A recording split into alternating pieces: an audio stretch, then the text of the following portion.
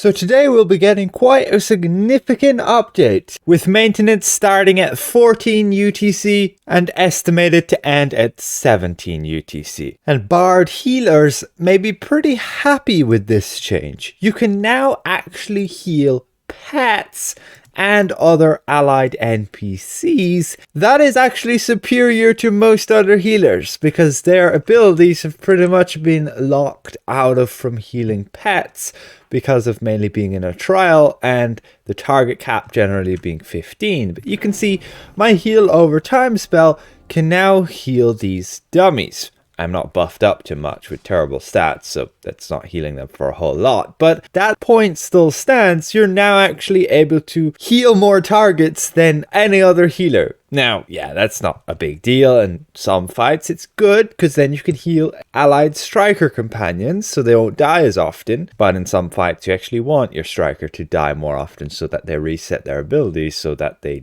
deal more damage. But additionally, you can see that they've made it so that Rejuvenating Carol and Aurora and Fantasia can proc effects from Vistani set and then Moonlight's Blessing from Alistre's Benediction. I don't think they meant the Vistani set. I think they meant the Raven Skull set. You can see that Alistre's Benediction basically means you can buff up an ally when you heal just them with an AoE healing ability. So you'll increase their power and combat advantage by 3.5% for 5 seconds. Again, you're going to have to cast an AoE heal ability only on them. And apparently that should work with Rejuvenating Carol and Aurora Fantasia. Not sure how effective that is because your areas are pretty massive. It'd be pretty hard to just heal one person. But at least they made the attempt to fix it. And what I mean with the Raven Skull set, you can see that just down here, it has the same ability. Whenever you heal somebody and only them, then they will gain power and accuracy of 5% for 5 seconds. So you could stack both of those and, I don't know, maybe find some ability that's easy to just cast on one target that procs them and then have them buff to all hell. Like, that's 10% stats from this Raven set, plus another 3.5 plus 3.5. That's another 7%. That's 17% stats you could give to somebody. And if you have an easy power to do, and you have it every 5 seconds on them, well, yeah, that's not bad of a buff. Okay, let's move on to the rest of the update. First of all, some environmental fixes and the quest fixes with Free from the Web and the Doors of Neirt, wherein the quest consistently update, allowing you to like free that prisoner. And then Free from the Web shouldn't end up being bugged where you can't free the guys from the cells. And this quest should no longer be so easy to complete by, not being able to interact with just the same thing. Very oddly, well, legacy characters were still a thing. I guess they didn't fix everything. Meaning you had abilities from before the release of Undermountain on your character and they were incorrectly retaining certain boon powers. Well, they should be now removed and you're going to have it reset. A few of you may have ran into this case where there was like a spiral staircase which was incorrectly offset, resulting in not being able to continue. I believe I've seen one report of that. Crown of Keldegonn should finally be actually completable, where the Palavorathine, the Dracolich, will no longer like repeatedly fly away, and when he's pretty much dead, he doesn't just fly away and never come back and leave you hanging, and then you are hoping he'll come back and half an hour goes by and he doesn't, and then you're just like, oh fuck this, damn you devs. So in the random trial queue, if you do get that, feel free to actually complete it now, and hopefully he comes back and you can actually finish him off. I make no guarantees, and I'm sure the devs don't either. Rise of Tiamat, there was a bug where people were being able to complete it under certain circumstances without actually properly completing it.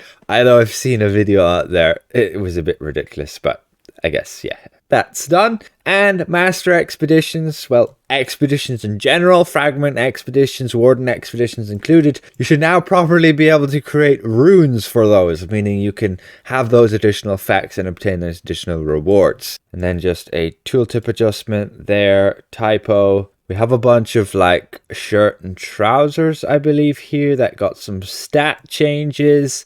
And then the mic in it, lockbox, the mount is now properly labeled as account unlock. And then you have the Northdark helm and the Northdark plate, and they've had their names adjusted.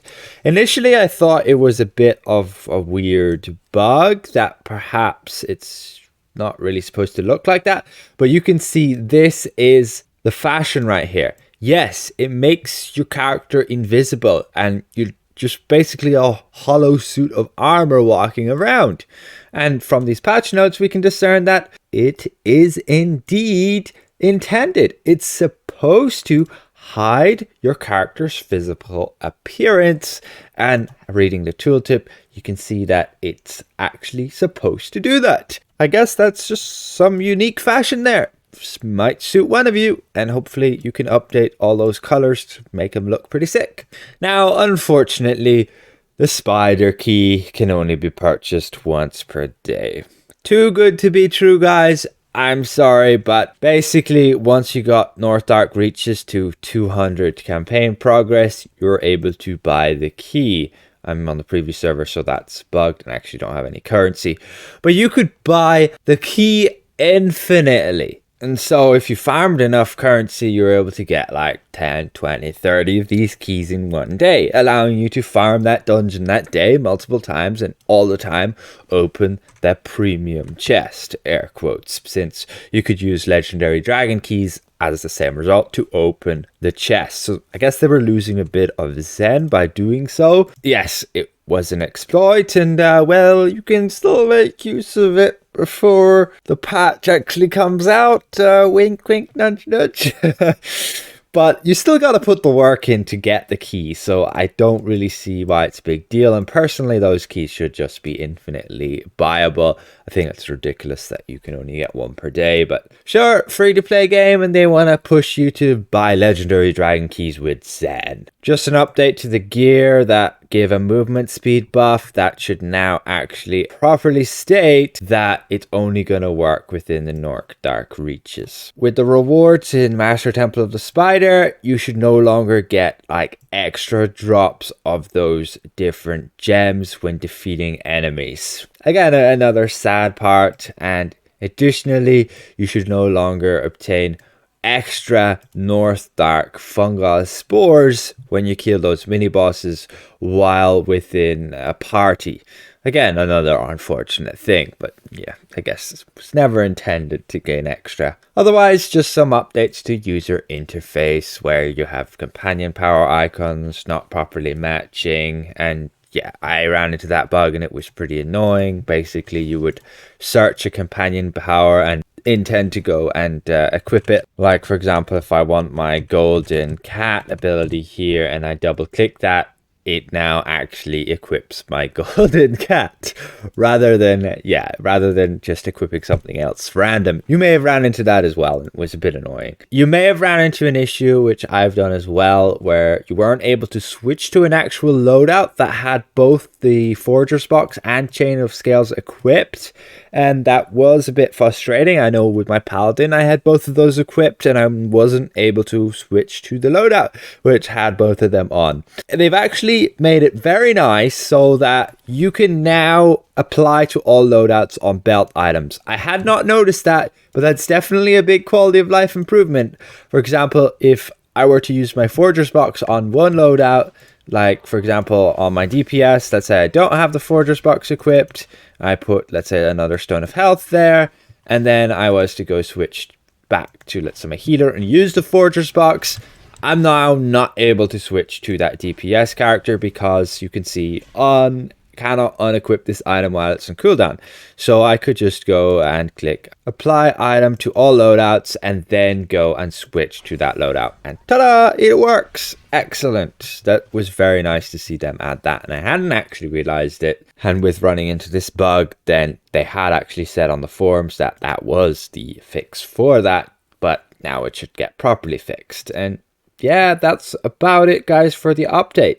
Very nice to see some of those things actually getting fixed and paid attention to.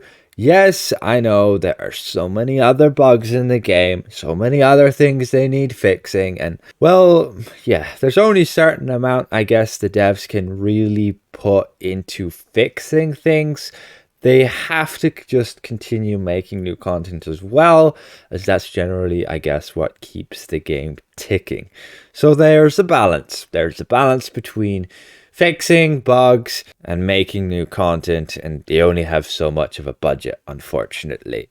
It just is what it is, guys. And ultimately, the more we complain about a bug, the more likely that bug will get more prioritized. So if you run into an issue that you think is really negatively impacting you, make sure to share it around, post something on the forums about it, as detailed as possible, the better, since if the devs can reproduce it, the quicker they can fix it. Otherwise, just try and get people's attention.